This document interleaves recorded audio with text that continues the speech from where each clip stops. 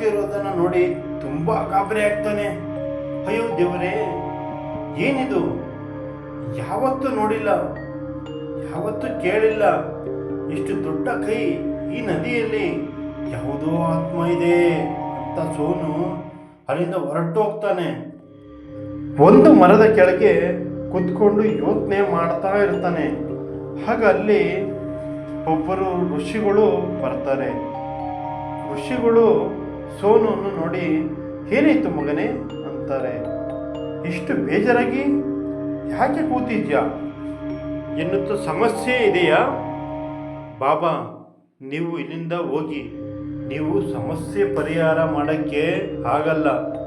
ನಿಮಗೆ ಕೊಡೋಕ್ಕೆ ನನ್ನ ಹತ್ರ ಏನೂ ಇಲ್ಲ. ಆದರೂ ನೀನು ನಿಮ್ಮಂಥವರಿಗೆ ಏನು ಕೊಡ್ತೀಯಾ? ನಾವುಗಳು ಇರೋದು ನಿಮಗೆ ಪರಿಹಾರ ಮಾಡೋಕ್ಕೆ. ಹೇಳು ಏನಾಯಿತು ಅಂತಾರೆ. ನಾನೇನು ಪರಿಹಾರ ಕೊಡೋಕ್ಕಾಗುತ್ತಾ?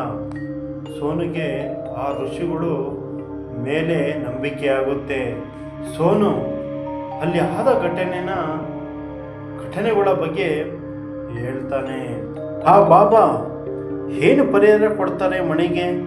ಏನಾಯಿತು ಅಲ್ಲಿ, ಏನು ನಡೀತಿದೆ ಅನ್ನೋದನ್ನು ನಾನು ನಿಮಗೆ ನೆಕ್ಸ್ಟ್ ಪಾರ್ಟ್ನಲ್ಲಿ ಹೇಳ್ತೀನಿ.